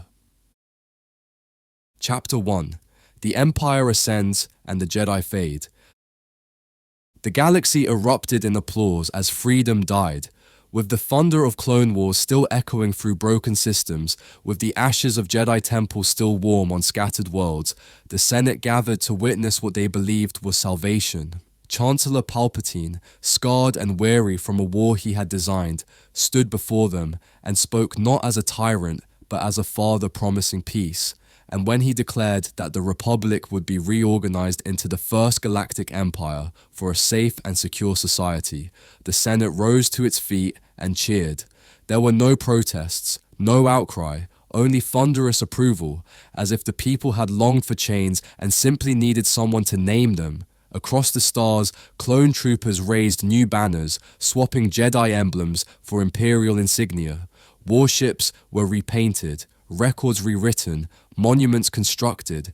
The Empire was not born through conquest. It was born through exhaustion, carefully cultivated by a Sith who had mastered the art of making oppression look like order. And yet, amid this orchestrated triumph, the Jedi vanished. They had not all died in the fires of Order 66. Some escaped, scattered, wounded, alone. A few went underground, hiding on distant moons, disguising their presence, suppressing the Force itself to avoid detection. But they were not survivors. They were remnants, hunted not just by soldiers but by something far worse, the Inquisitors, former Jedi who had been broken and reshaped, their sabers turned against their own kind. Under the supervision of Darth Vader, they scoured the galaxy for hidden masters, orphaned Padawans, and Force-sensitive children who had yet to understand their destiny. They brought fear back to the Force, not through legend, but through violence. And above them all, seated on a throne carved of deception, was Emperor Palpatine, no longer hiding his Sith identity. He ruled as Darth Sidious, his every command law, his every silence a warning. He did not seek counsel. He did not entertain opposition. The Senate, now toothless, existed only for show. The Jedi Code, once the moral compass of the Republic, was a banned relic, whispered only in secret. Hope had not died, but it had grown quiet. And in this silence, a new shadow rose. Not the kind that creeps in the dark, but one that walks openly in black armor, breathing like a machine, carrying a red blade that once meant hope. Anakin Skywalker, the Chosen One, was gone. Only Vader remained, and the galaxy would never look at the stars the same way again. Chapter 2. The Tragedy of Anakin Skywalker. He was born into slavery, but the stars called to him. On the sands of Tatooine, a boy named Anakin Skywalker built machines from scraps, dreamed of speed, and looked to the sky with a heart untainted by the galaxy's cruelty. He had no father. His mother raised him with quiet strength, and he carried her love like a beacon. He was kind, brave, reckless. He won a pod race at 9, something no human had ever done. He spoke to droids like they were brothers. He fixed things because he believed everything could be repaired, even the broken hearts of strangers. And when the Jedi came, cloaked in robes and authority, he followed them without hesitation. Qui-Gon Jinn saw what others would not. A boy born of the Force, a child of prophecy. But the Jedi, bound by fear and tradition, hesitated.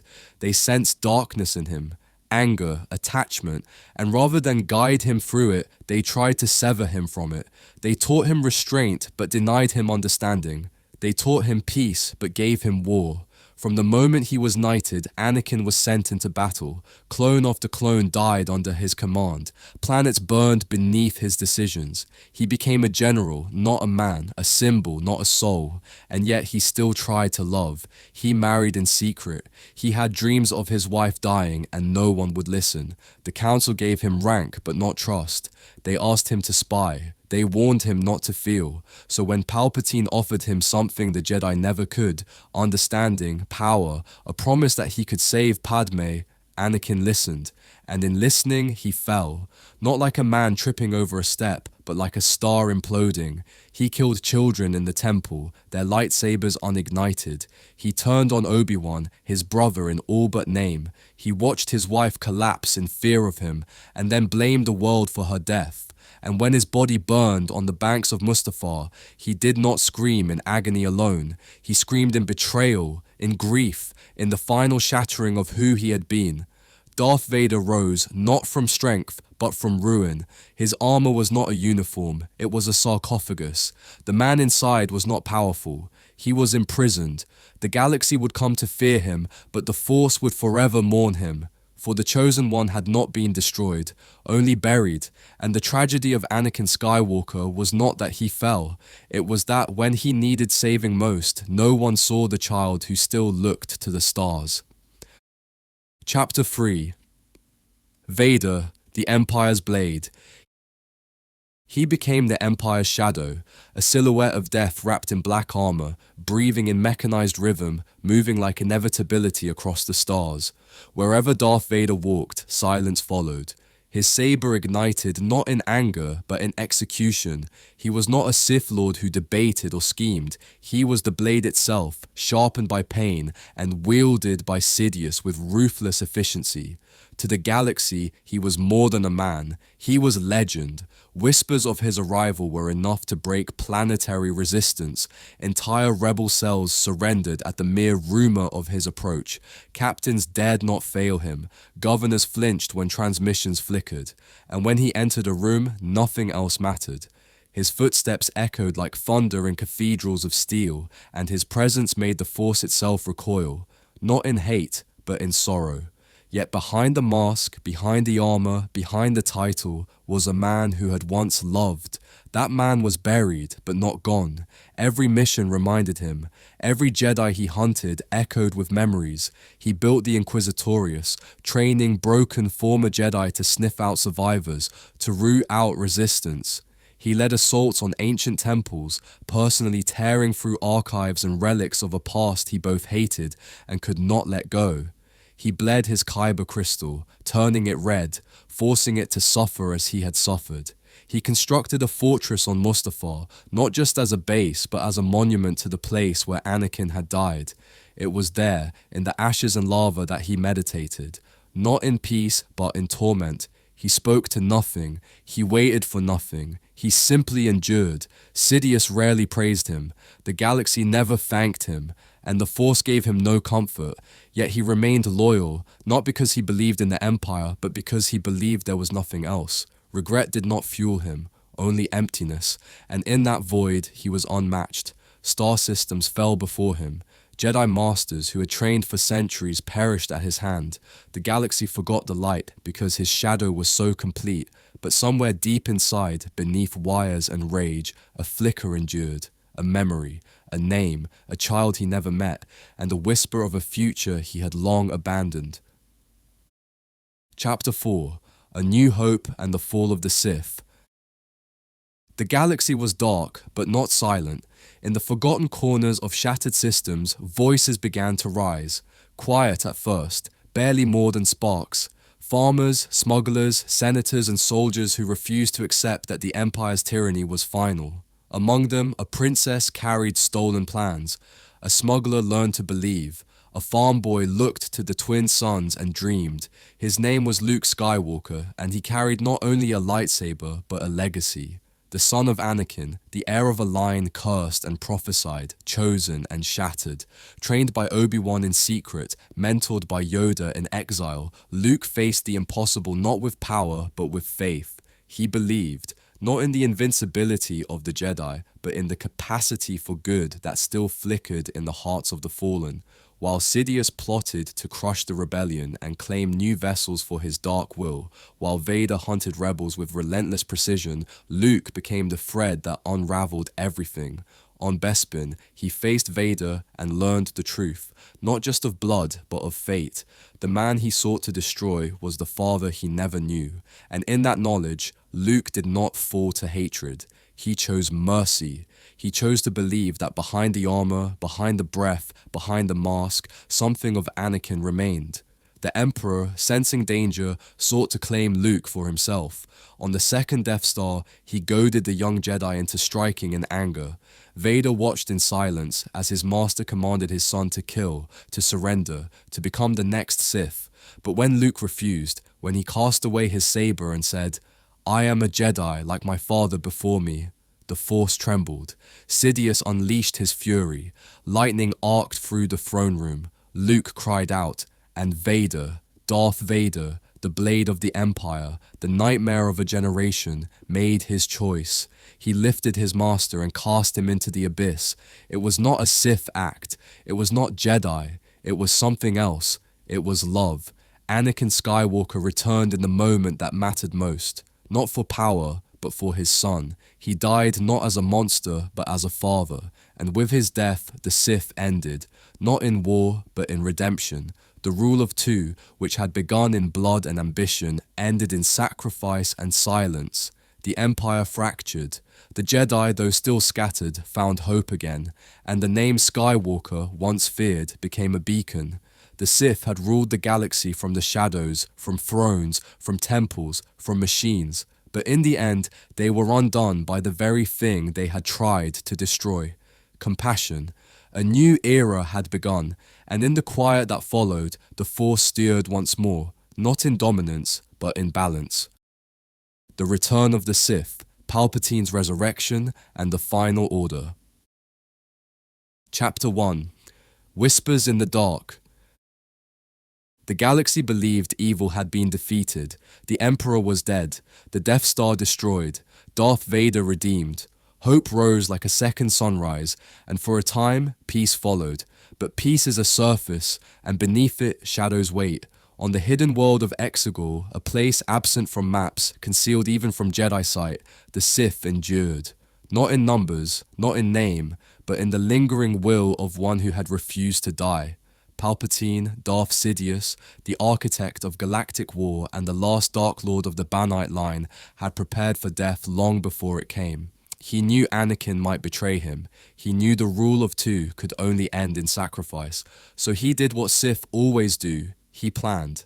Cloning technology, ancient Sith rituals, and dark sciences forbidden to even the boldest alchemists were all hidden in vaults and laboratories across the galaxy.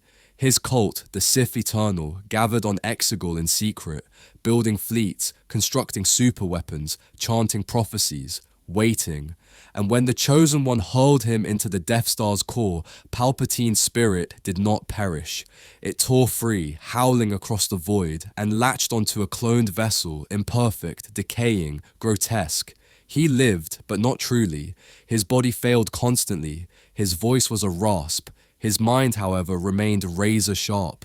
He was no longer emperor of a galactic senate. He was something older, darker, a god in exile. And as the galaxy celebrated, as Luke Skywalker faded into legend and the Jedi became myth once more, the final order began to rise. Star destroyers, unlike any before, each one capable of planetary annihilation, were birthed in the black storms of Exegol. Officers were bred, brainwashed, and trained. Children across the galaxy were stolen to become soldiers, and whispers began to spread of Sith cultists, of disappearances, of a power in the unknown regions too vast to name. But Sidious did not act, not yet. Like his ancient predecessors, he waited, because fear must ripen, desperation must take root. Only then can the galaxy kneel. And so, the greatest Sith in history waited in a broken body on a forgotten world, tethered to life by machines and prophecy, preparing to rise again, not as a ruler, but as the embodiment of the Sith's final doctrine: one galaxy, one throne, one power, eternal. Chapter 2. Snoke, Kylo Ren, and the Puppet Strings of Power. He was tall, scarred, and commanding. Snoke, supreme leader of the First Order, a being who seemed to appear from the ashes of the Empire like a god reborn. To the galaxy, he was a mystery. To his enemies, a threat. But to the one who created him, he was nothing more than a shadow, a puppet with golden robes, carefully animated by the most dangerous hands in history. Palpatine had designed Snoke not as a person, but as a vessel of influence, a strand cast, grown in vats on Exegol, imbued with artificial wisdom, enough power to manipulate the Force and a mind bent toward obedience. Through Snoke, Sidious extended his will across the stars, breathing life into the First Order, a military junta born from the shattered remnants of the Empire. He lured away officers, whispered to warlords, and bred a new army raised from stolen children. But his true prize was not fleets or factories. It was legacy. Ben Solo, the grandson of Darth Vader, born of Leia Organa and Han Solo, trained by Luke Skywalker himself, was the perfect storm of light and shadow. The Force churned within him like a raging star, and from birth, Palpatine reached out, whispering into dreams, poisoning thoughts, eroding peace. Snoke was the instrument, Ben was the purpose. Under Snoke's careful corruption, Ben fell. He slaughtered fellow students, razed Luke's temple, and turned his back on the name Solo. He became Kylo Ren, master of the Knights of Ren, heir to Vader's legacy. But where Anakin had been pulled between fear and love, Kylo was pulled between legacy and emptiness. He wanted to destroy the past, but all he carried was its weight. Snoke praised him, berated him, shaped him, punished him. It was manipulation perfected, an echo of Sidious's training under Plagueis, of his grooming of Anakin, now replicated in a new generation. Yet Kylo was not just a pawn. He was broken, yes, but also aware. And when the time came, he struck, cutting Snoke down in a moment of rebellion that looked like liberation. But even that was orchestrated. The death of Snoke meant nothing. For the voice that had guided Kylo, the visions that haunted Rey, the darkness that cloaked the unknown regions, it all came from the same source. Sidious had never relinquished control. The strings were simply invisible. Kylo now stood alone, wearing the mask of Supreme Leader, but the throne still belonged to the one who had waited in shadows longer than any Jedi or Sith could comprehend. The galaxy stood on the brink, not between Republic and Empire, but between identity and oblivion, and at the center of it all, a fallen boy grasped for purpose in a war he had inherited but never understood. Chapter 3. Rey, Exegol, and the Return of the Sith Eternal. She was no one, a scavenger from a desert world, living in the hulls of dead ships, trading scraps for portions, surviving each day without history or hope. Her name was Rey, and the galaxy had no reason to care about her until the Force called. It was not gentle, it did not whisper, it surged within her like a storm long contained.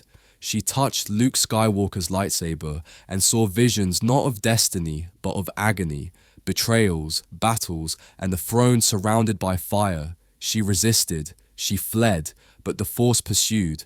Trained first by Leia, then reluctantly guided by the exiled Luke, Rey struggled not to master power, but to understand identity. Who was she? Why her? Why now? The answer came not from the Jedi, but from the dead. Sidious, long believed destroyed, revealed himself at last, not in person, but in presence. He broadcast a message across the stars, promising revenge, rebirth, and the return of a Sith Empire eternal. The Final Order, a fleet of world-ending star destroyers, rose from beneath the black stone of Exegol. Each ship bore the firepower of a Death Star. Each was crewed by cultists bred in secrecy, loyal not to ideals, but to resurrection. Palpatine did not seek to rule the galaxy. He sought to become it.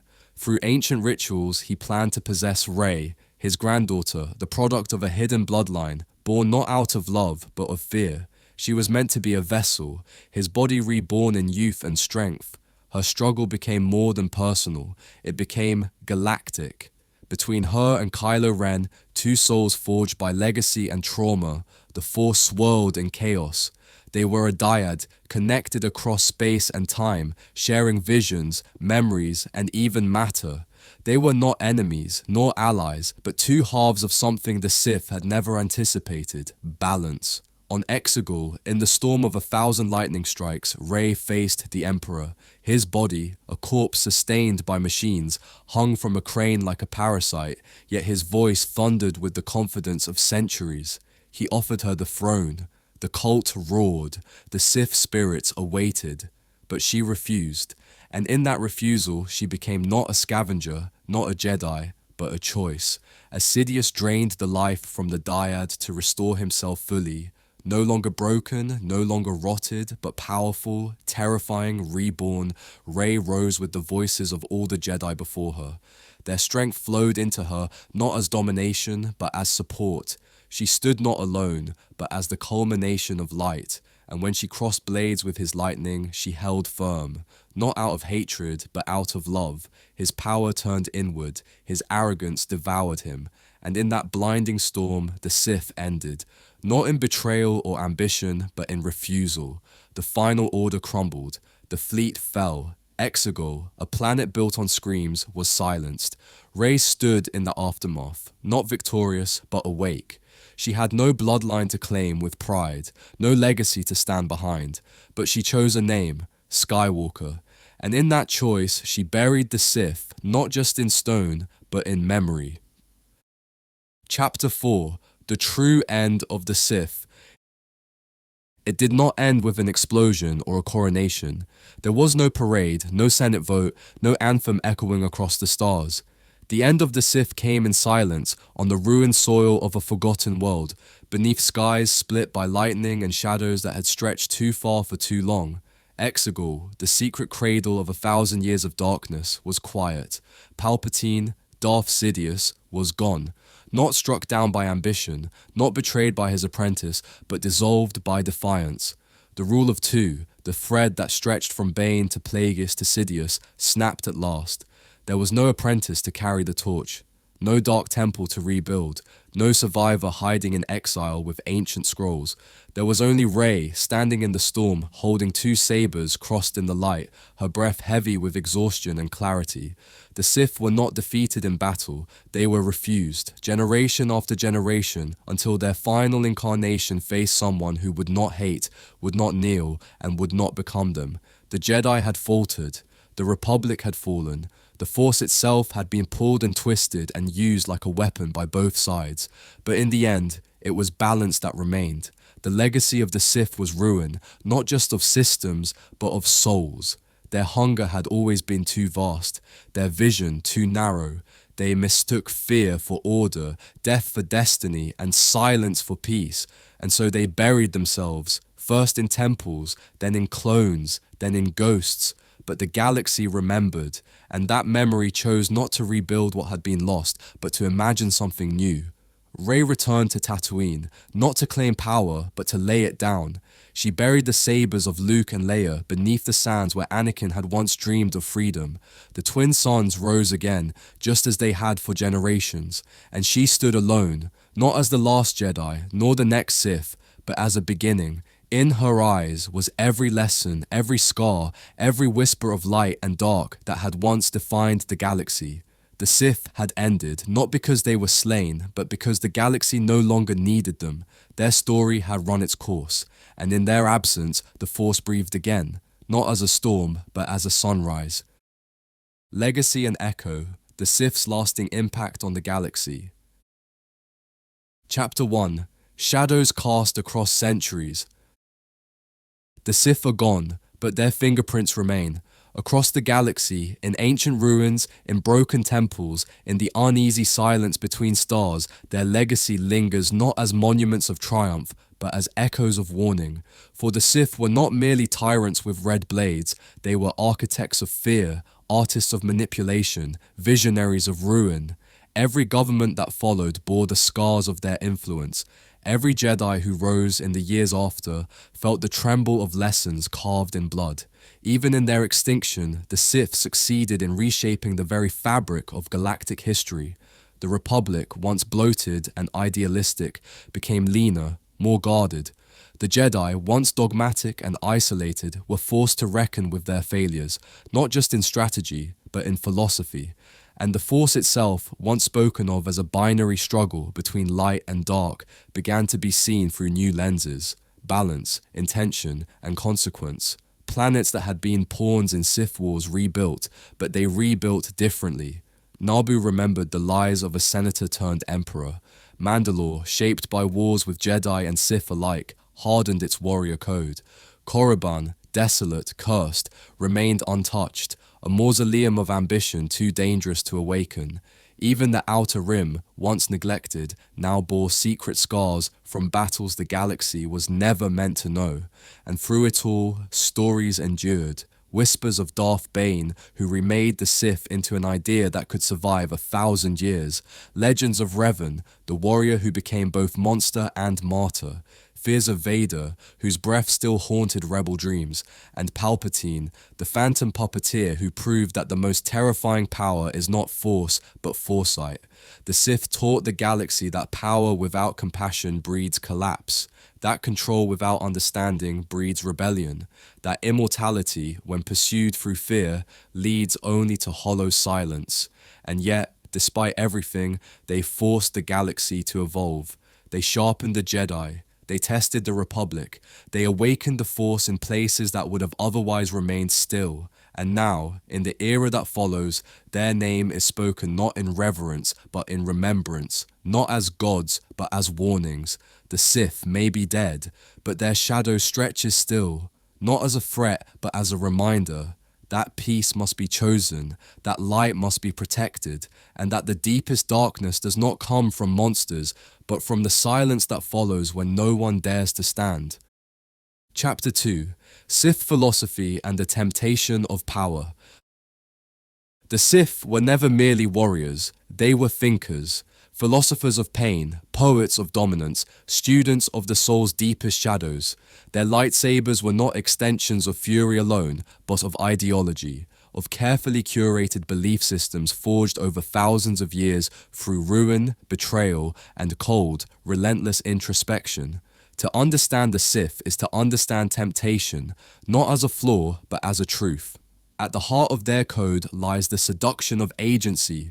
Peace is a lie. There is only passion. Through passion, I gain strength. Through strength, I gain power. Through power, I gain victory. Through victory, my chains are broken. This mantra, repeated in tombs and whispered in the ears of acolytes, was not designed to unleash chaos. It was designed to justify it. It offered freedom, but wrapped in conquest. Clarity, but soaked in blood. It told its adherents what they longed to hear, that their pain had purpose, that their desire was sacred, that the universe owed them more than obedience, it owed them reverence. And so the Sith became the ultimate paradox. They preached strength, but were broken by obsession. They saw order, but ruled through fear. They claimed freedom, but enslaved all who followed. Yet despite this, their philosophy endures. Not because it is righteous, but because it is seductive. Across the galaxy, even in times of peace, the Sith's logic still lingers like a cold wind behind ambition.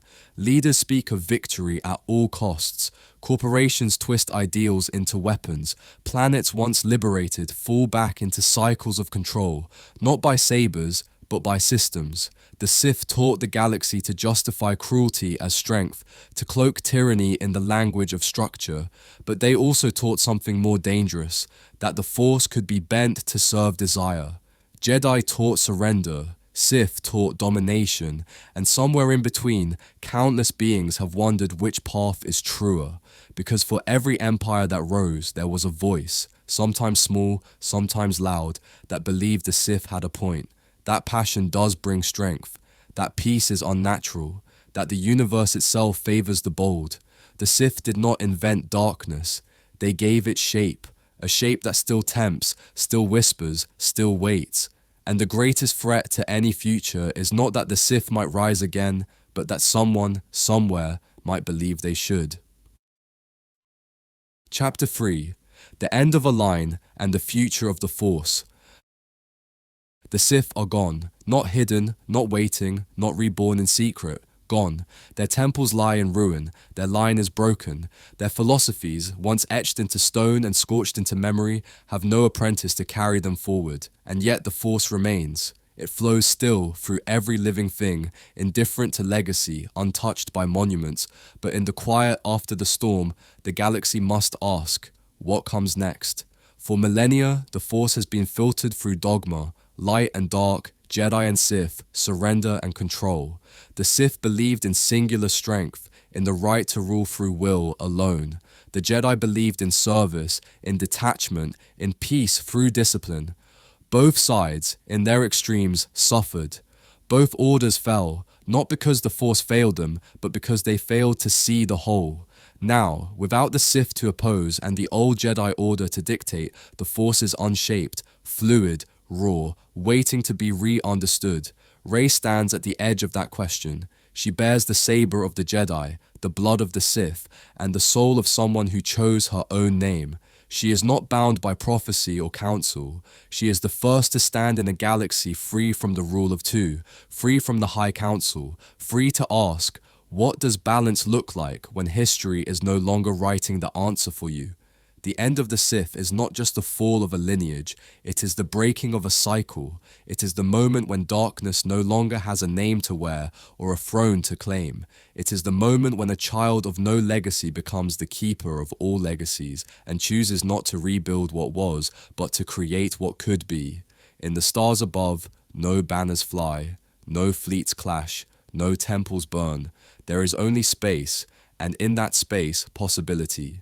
The Force, once bound to conflict, now breathes without chains, and while the past echoes in every shadow, the future waits in silence. Not for a Jedi, not for a Sith, but for someone who will listen, who will feel, and who will choose not the light or the dark, but the truth between them. The Sith are over, but the Force, in its endless mystery, has only just begun again. Final reflections: the Sith, the Jedi, and the Force beyond them. In the end, there are no more thrones to claim, no sabers left humming in anger, no names whispered in fear. The wars have quieted, the lineages have ended, and the stars, those ancient witnesses to every rise and fall, burn on, indifferent and eternal. The Sith, for all their power, for all their ambition, were but echoes of a single idea, that control is salvation. The Jedi, for all their discipline, for all their devotion, were echoes of another, that peace is surrender. And between them, for eons, the galaxy was pulled like a tide between moons, crashing, retreating, never still. But now, in the silence after the storm, we are left not with doctrine, but with possibility. The Force was never light, it was never dark, it simply was. A breath between stars, a hum in the bones of planets, a pull in the hearts of those who listen. The Sith tried to shape it into a weapon, the Jedi tried to mold it into a path, but the Force was never meant to be owned. It is not destiny, it is not hierarchy, it is choice, it is connection, it is life. And now, without masters or councils, without prophecies or chosen ones, the galaxy begins again, not in war, not in fire, but in stillness, in a scavenger's step, in a farmer's prayer, in a child reaching out to the stars, not to conquer them, but to feel them. This is not a time for orders, it is a time for understanding, for listening, for knowing that the greatest power is not to rule or to destroy, but to live, to truly live, with awareness, with presence, with compassion. The Sith are gone, the Jedi have changed, but the Force, timeless and untamed, endures. It surrounds us, it binds us, and in its gentle gravity, we remember that the truest legacy is not the war behind us, but the peace we choose to build next.